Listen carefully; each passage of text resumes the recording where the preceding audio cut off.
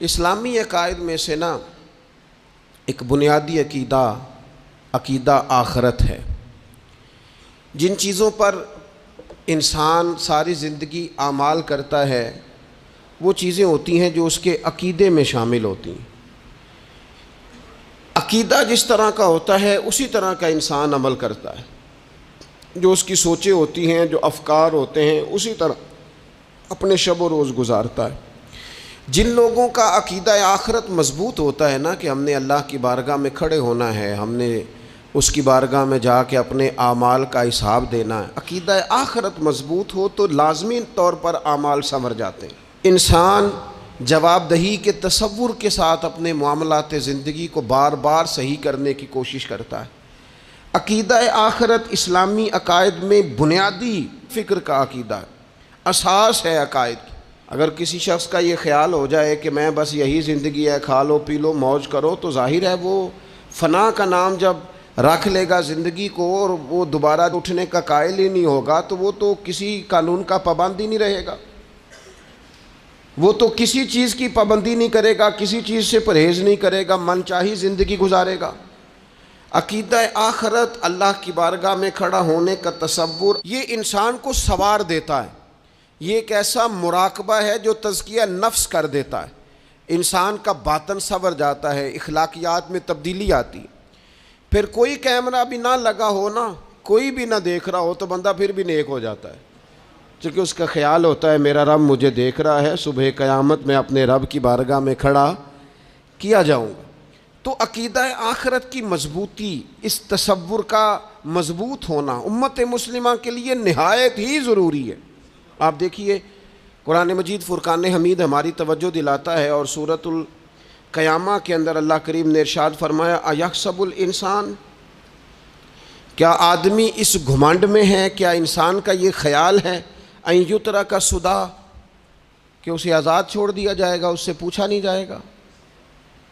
کیا انسان یہ سمجھتا ہے اس سے کوئی سوال؟ ایحسب الانسان، کیا انسان اس گمان میں ہے، اس گھمنڈ میں ہے ان یترک سدی، کہ اسے آزاد چھوڑ دیا جائے گا، کوئی پوچھنے والا نہیں ہوگا؟ اسے آزاد نہیں چھوڑا جائے گا، اس پر پابندیاں ہیں، اس پر کچھ قیود ہیں، اسے کچھ حدود بتائی گئی ہیں، اسے ایک دائرہ کار دیا گیا ہے، اسے بتایا گیا ہے کہ یہ حلال ہے، یہ حرام ہے، یہ تیرے لیے جائز ہے، یہ تیرے لیے جائز نہیں ہے۔ اس چیز کی حد تک تو آگے بڑھ سکتا ہے، یہاں سے اس لائن کو تو کراس نہیں کر سکتا، اس پر پابندیاں ہیں، ان پابندیوں کے بیچ رہ کے وہ زندگی گزارے گا۔ اور یہ بھی یاد رکھے، یہ آیت ایک دوسرا معنی یہ دیتی ہے کہ یہ مت سمجھے کہ صبح قیامت اسے چھوڑ دیا جائے گا، اس سے پوچھا جائے گا، اس سے سوال کیا جائے گا۔ اللہ کی بارگاہ میں جب یہ کھڑا ہوگا تو اسے اپنے اعمال کا حساب دینا ہو۔ لازمی طور پر ایک عدالت صبح قیامت لگے گی، جس عدالت میں مجرم پیش ہوں گے، انہیں اپنے جرموں کا حساب دینا ہے، ظالموں کو کھڑا کیا جائے گا، ان سے ان کے ظلم کے بارے میں باز پرس ہوگی۔ تو لازمی طور پر عقیدہ آخرت کی مضبوطی انسان کو مضبوط کرتی، اس کے اعمال پر پیرے بیٹھ جاتے ہیں، وہ پھونک پھونک کر قدم رکھتا ہے، سوچ کر جملے بولتا ہے، وہ کوئی بھی معاملہ کرتا ہے تو اس میں اس کا خیال ہوتا ہے کہ میں نے دنیا سے چلے جانا ہے، میرے پاس پتہ نہیں کتنا وقت بچا ہے، لہٰذا مجھے آخرت میں پیش ہونا ہے، اپنے معاملات کی آسانی کے لیے، وہاں کی آسانی کے لیے میں یہاں تھوڑا سوچ سمجھ کے چلوں۔ رب فرماتا ہے تجھے ایسے ہی آزاد نہیں چھوڑا جائے گا، آزاد پنچھیوں جیسی زندگی نہ گزار، صبح قیامت کے معاملات کو پیش نظر رکھ، اس پر غور کر۔ یہ تصور گھر کے باہر بھی پورا مضبوط ہونا چاہیے اور گھر کے اندر بھی پورا مضبوط ہونا چاہیے۔ انسان اپنے مالک سے ڈرے اور قیامت کے دن اس کی بارگاہ میں حاضری کا یقین رکھے، اور وہ یاد رکھے کہ یہاں جو کچھ، وہ دیکھیں نا، بچوں کو استاد پڑھاتا ہے، محنت کراتا ہے، اگر بچے نہیں پڑھتے تو ڈانٹتا بھی ہے، سمجھاتا بھی ہے، قائل بھی کرتا ہے، اور جب وہ آخری بات کرتا ہے تو پھر وہ پتہ کیا کہتا ہے؟ چلو ٹھیک ہے، اگر نہ پڑھو گے تو امتحان تو آنا ہی ہے نا، رزلٹ تو آنا ہے، پیپر میں بیٹھو گے نہیں آئے گا، فیل ہو جاؤ گے۔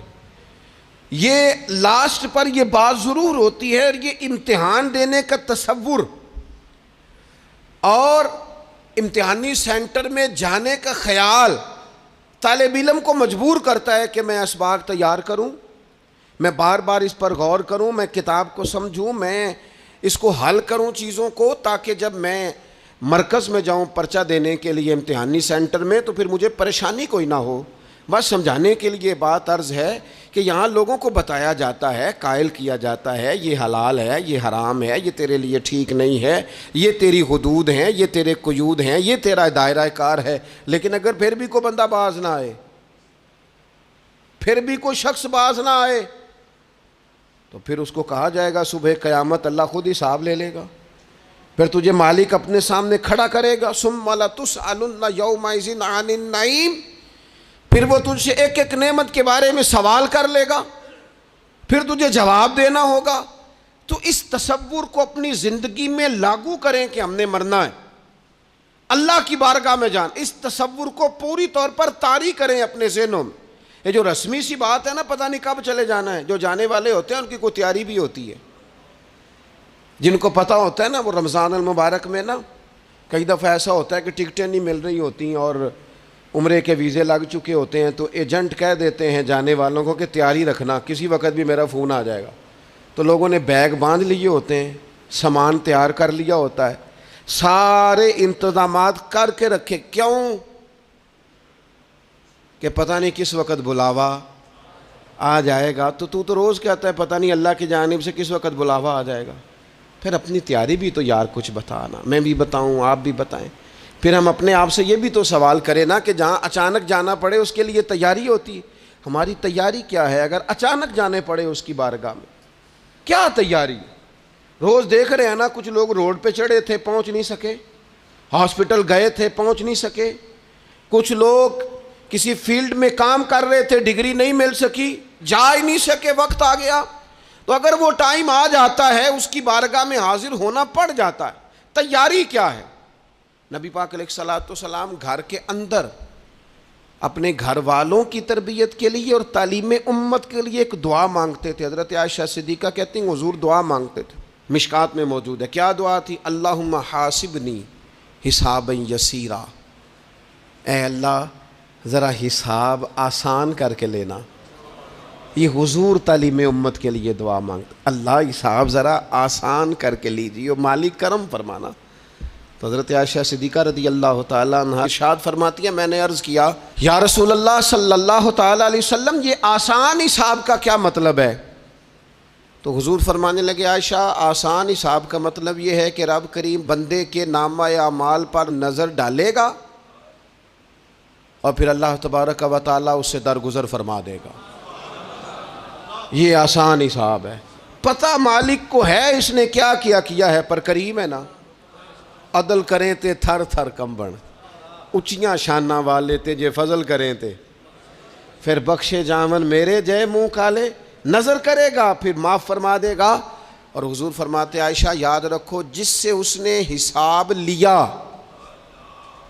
وہ پھر بڑی مشکل میں آ جائے گا، اس کے لیے مشکل ہو۔ اللہم حاسبنی حسابا یسیرا، اے اللہ تو حساب ذرا آسان کر کے لینا، ذرا آسان کر کے۔ یہ تعلیم امت کے لیے کہ امت کے دل میں خیال پیدا ہو کہ حساب دینا ہے، تو نے حساب دینا ہے، تو نے اپنے مال کا حساب دینا ہے، تو نے اپنے لفظوں کا حساب دینا ہے، تو نے معاملات کا حساب دینا ہے۔ تو جس کرسی پہ بیٹھا ہے، تو کلرک ہے یا صدر ہے، تو نے اپنی اس نشست کا حساب دینا۔ تو استاد ہے یا پیر طریقت ہے، تو مؤذن ہے یا خطیب ہے، تو جو بھی ہے تو نے حساب دینا ہے۔ تجھے تیرے منصب کے بارے میں پوچھا جائے گا، تجھے تیرے عہدے کے بارے میں پوچھا جائے گا، تجھے اپنی ذمہ داریوں کے بارے میں حساب دینا، اللہ کی بارگاہ میں تمہیں جا کے بتانا ہے کہ تم نے کیا اعمال کی۔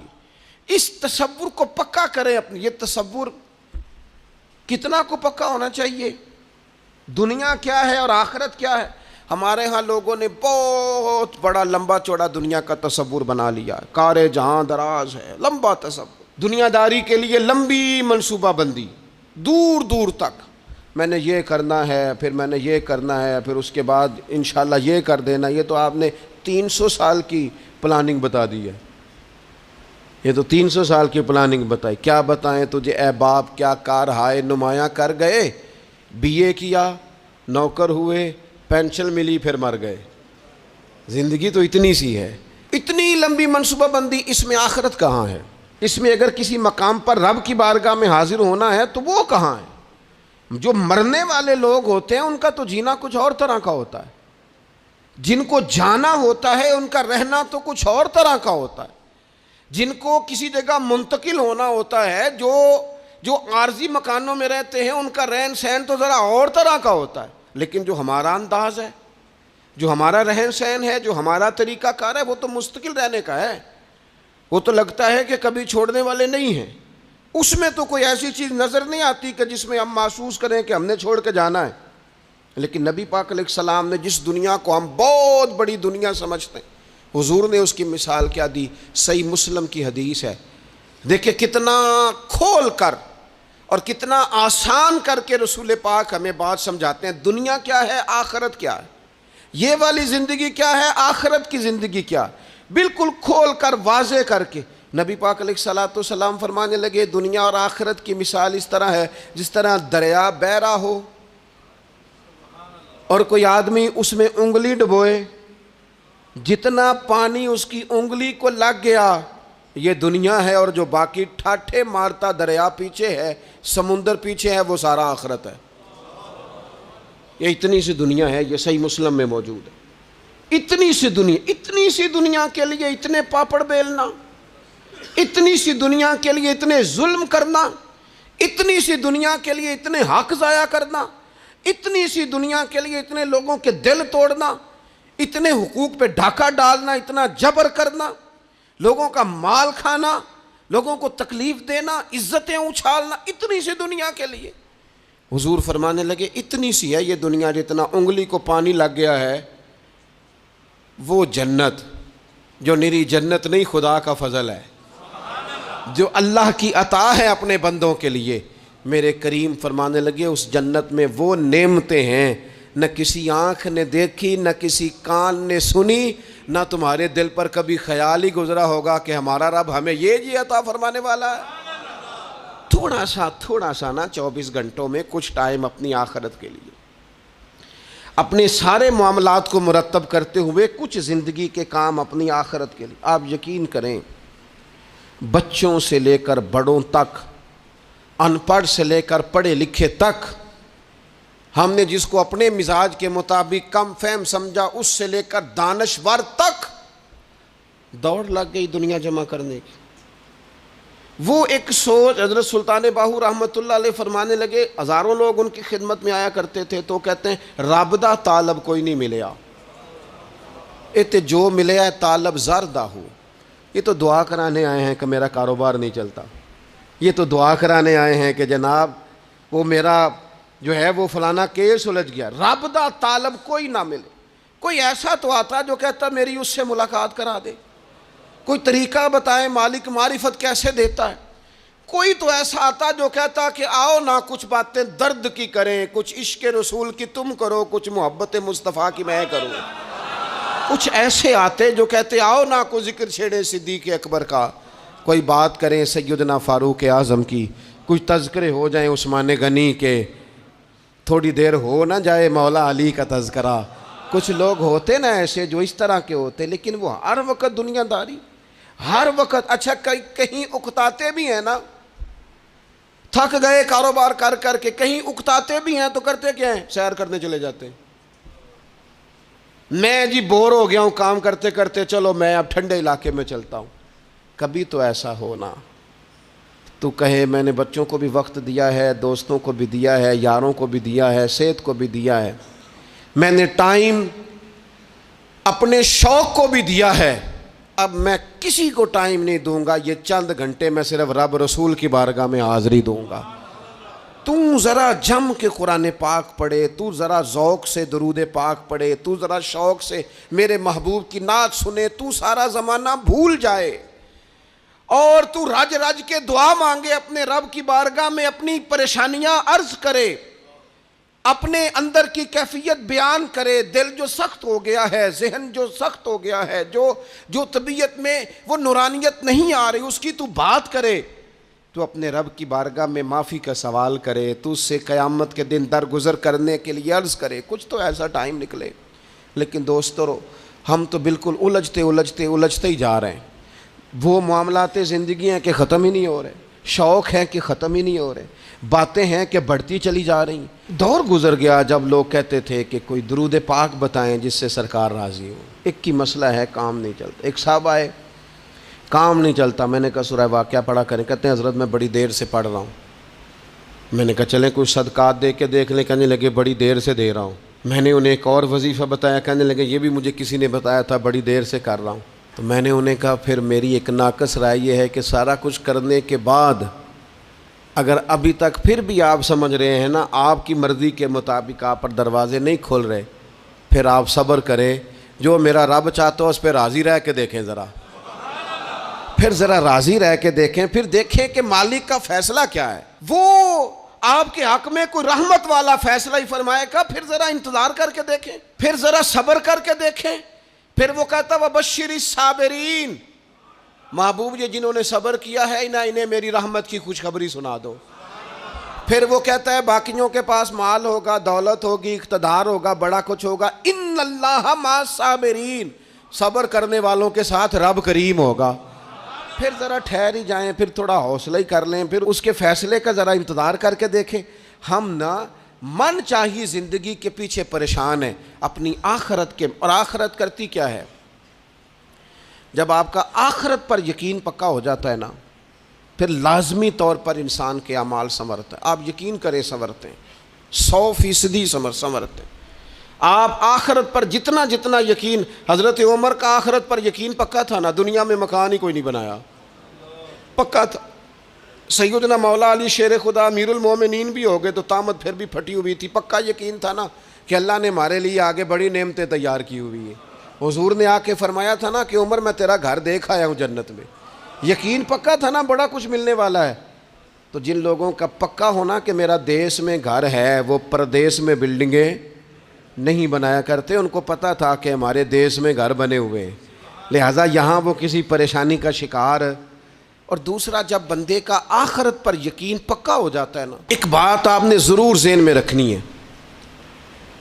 ہمارے محدثین نے لکھا ہے جس بندے کا صرف دنیا داری میں جینے کا مزاج ہو جاتا ہے نا، وہ بزدل ہو جاتا ہے، اور جس کا خیال ہوتا ہے نا زندگی عارضی ہے، صبح قیامت دوبارہ اٹھوں گا، وہ بندہ بہادر ہو جاتا ہے۔ جس کا خیال ہے نا یہی کچھ ہے، کھا لو پی لو بس، یہ زندگی ختم ہو گئی تو ختم ہو گئی، مر گئے تو مر گئے، ختم ہو گئے، فنا ہو گئے، ان لوگوں کا مزاج بزدلانہ ہو جاتا ہے، جرت مند نہیں رہتے۔ اور جن کا یہ خیال ہوتا ہے نا مرنے کے بعد بھی اٹھنا ہے، ایک نئی زندگی اللہ عطا کرے گا، وہ لوگ پھر موت سے گھبراتے نہیں، انہیں مرنے سے ڈر نہیں لگتا۔ پھر موت کا لفظ کوئی بندہ سنا کہ انہیں بلیک میل نہیں کر سکتا، وہ بندے طاقتور ہو جاتے ہیں، باہمت ہو جاتے ہیں۔ حضرت جابر بن عبداللہ فرماتے ہیں، بخاری میں حدیث ہے، فرماتے ہیں ایک احد والے دن ایک صحابی کھجور کھا رہے تھے، تو کھجور کھاتے کھاتے انہوں نے نبی پاک صلی اللہ تعالیٰ علیہ وسلم کی خدمت میں عرض کی، حضور اگر میں آج شہید ہو جاؤں تو کہاں جاؤں گا؟ تو محبوب فرمانے لگے میرا رب اپنے فضل سے تجھے جنت عطا کرے گا۔ حضرت جابر ابن عبداللہ رضی اللہ تعالیٰ عنہ فرماتے ہیں اس بندے نے کیا کیا، اس نے نا کھجور جتنی کھا لی تھی کھا لی، باقی نکال دی منہ سے، تلوار لی، میدان میں گئے، شہید ہو گئے۔ سبق ہمیں کیا دیا؟ کہنے لگے جب مرتے ہی اللہ تعالیٰ جنت عطا کرے گا، پھر کھجور کھاتے کھاتے رہنے والی دیر بھی کیوں کرنی ہے؟ پھر چھوڑو، جنت میں جا کے اللہ کے دیے ہوئے انعام کھائیں گے۔ کھجور کھانے کی بھی دیر برداشت نہیں کی۔ یہ آخرت کا اجر، آخرت میں رب کی بارگاہ میں کھڑے ہونے کا تصور بندے کو طاقتور کر دیتا۔ وہ بزدل، اقبال کیا کہتے ہیں؟ اقبال کہتے ہیں موت کو سمجھے ہیں غافل اختتام میں زندگی، یہ ہے شام میں زندگی، پھر صبح دوام میں زندگی۔ اور حضرت بلے شاہ بھی بول پڑے، وہ کہنے لگے عرش فرشتے بانگاں ملیاں مکے پہ گیا شور، بلے شاہ آسان نہیں مرنا، یہ تے مر گیا ہی کوئی اور، یہ تو کسی اور۔ پھر ایک اور درویش بولے، وہ کہنے لگے وارث شاہ او کدو مر دے، وارث شاہ او کدو مردے جنہ کیتیاں نیک کمائیاں نے، وہ تو اللہ کی بارگاہ میں انعام پاتے ہیں. ایک پل ہے موت، اس پل سے گزرتے ہیں، پھر رب کا فضل انہیں ملتا ہے. میں کئی دفعہ کہہ چکا ہوں، پھر کہتا ہوں، یہ جب بہت ٹینشن بن گئی نا، ڈپریشن بہت بڑھ گیا، کووڈ-19 کے دن تھے، کرونا کے، تو مجھے ایک سرکاری ادارے میں بلایا گیا جہاں اس عملے کو میں نے گفتگو کرنی تھی، اس عملے سے جو مریضوں کو دیکھ رہا تھا. کہنے لگے مجھے وہاں کے جو ہیڈ تھے، کہنے لگے پیر صاحب بڑا ڈپریشن بڑا ہے، لوگ ڈر رہے ہیں.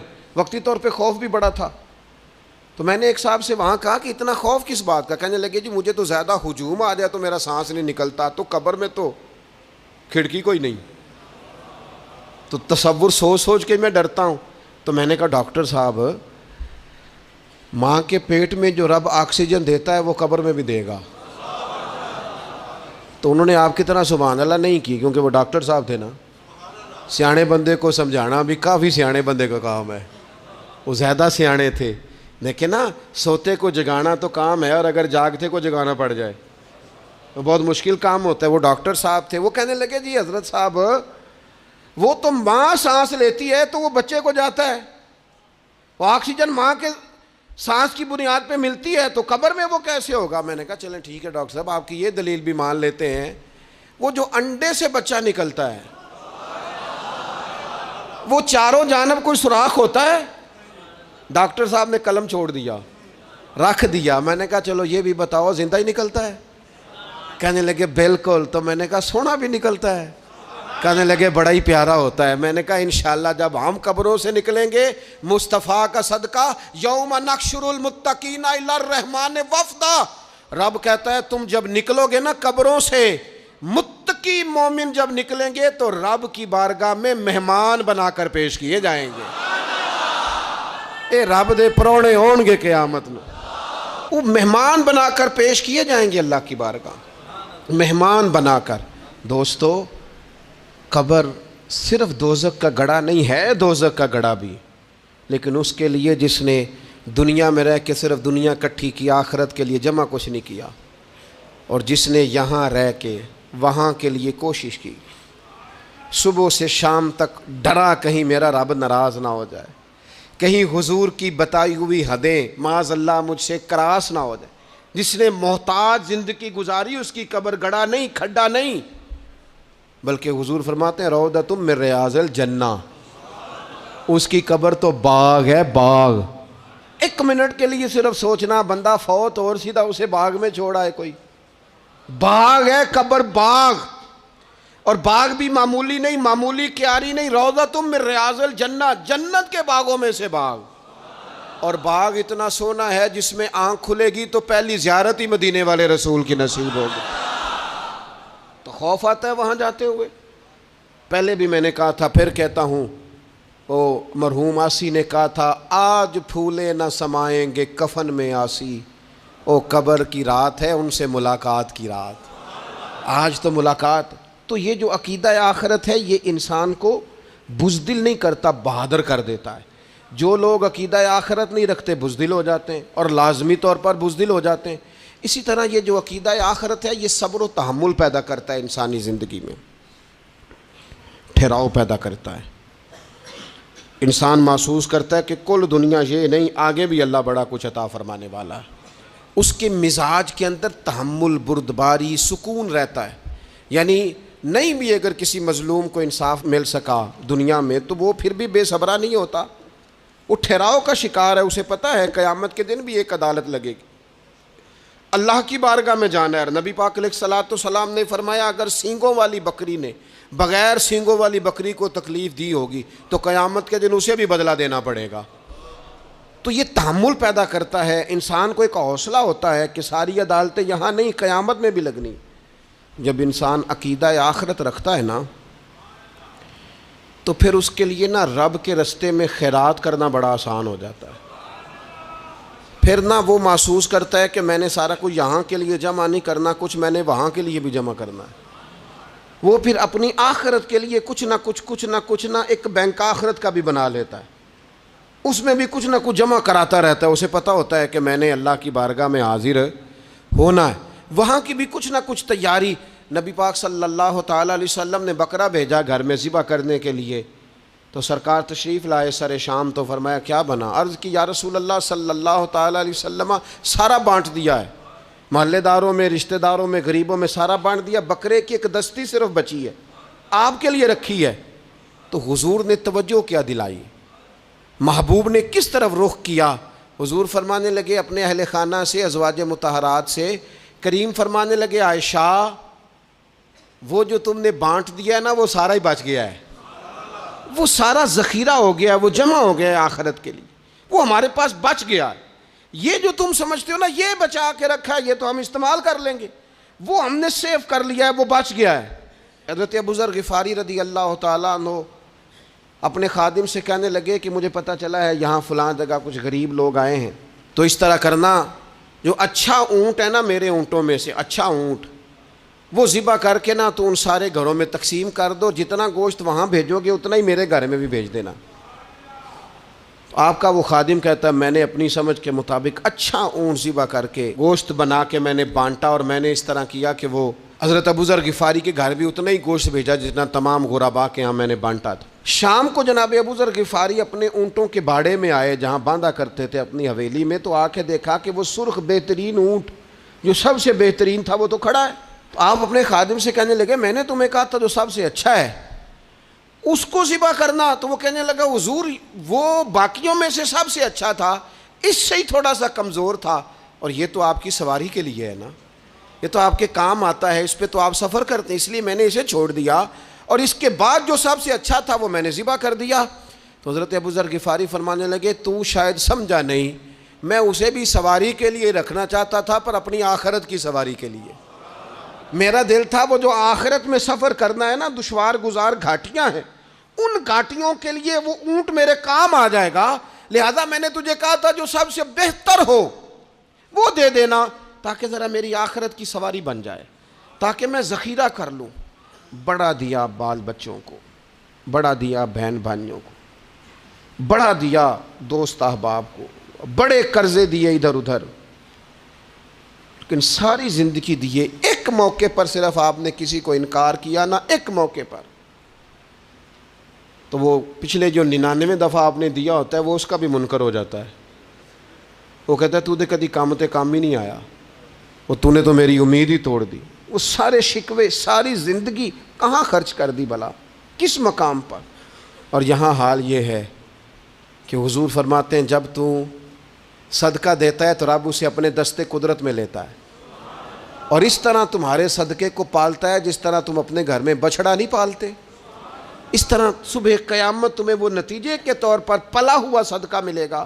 ہم اپنی آخرت کو چونکہ اس لیول پر یقین نہیں لاتے الا ماشاءاللہ، لہٰذا اس کی تیاری کے لیے ذخیرہ نہیں کرتے، اپنی آخرت کی تیاری کے لیے ذخیرہ کریں اور کوشش کریں کہ اور یہ عقیدہ اپنی اولادوں میں، اپنے متعلقین میں، اپنے احباب میں اس کو راسخ کریں، کوئی نہ کوئی بات عقیدہ آخرت کی، قیامت کی ضرور اس کا تذکرہ کریں، ان باتوں کو اپنی زندگی کا حصہ بنائیں۔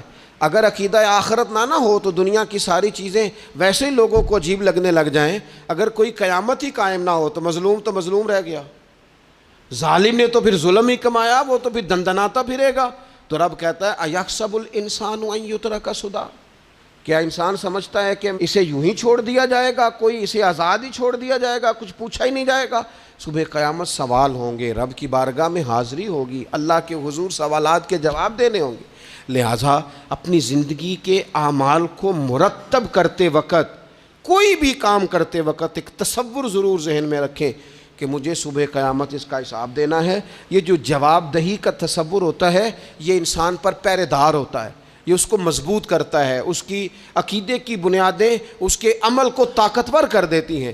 لہٰذا عقیدہ آخرت اپنے بچوں میں، آنے والی نسلوں میں، آپ دیکھیں حضور نے یہ عقیدہ آخرت مضبوط کر دیا تھا نا، تو پھر سیدہ فاطمہ الزہرا نے کچے مکان میں ساری زندگی گزار دی، پھر محبوب پاک نے دیکھا کہ وہ اونٹ کے بالوں کی بنی ہوئی چادر اوڑھ کے چکی پیس رہی ہیں، تو محبوب نے یہ نہیں فرمایا کہ اللہ آسانی کر دے گا، اچھا وقت آ جائے گا تو فکر نہ کرنا یہ مشکل، نہ محبوب کریم نے فرمایا فاطمہ دنیا میں تھوڑی مشقت برداشت کرو، اللہ آخرت کی ساری سعادتیں آپ کو ہی عطا فرمائے گا۔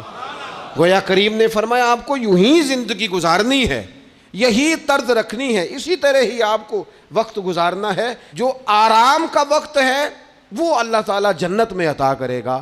عقیدہ آخرت کی مضبوطی، تھوڑا سا ہمارے ایک بڑے قریبی دوست تھے، بڑا میرا ان سے پیار تھا، 34.5 سال عمر، خود ہارٹ اسپیشلسٹ ڈاکٹر، لیکن یہ پچھلے ہفتے وہ مریضوں کو چیک کر کے نیچے آ کے دفتر میں بیٹھے ہیں۔ ایک تو لوگ کہتے ہیں نا ہسپتال پہنچ جاتا تو شاید بچ جاتا، تو ہاسپٹل کے اندر ہی تھے، اور ابھی چڑھتی جوانی، 34-35 سال عمر۔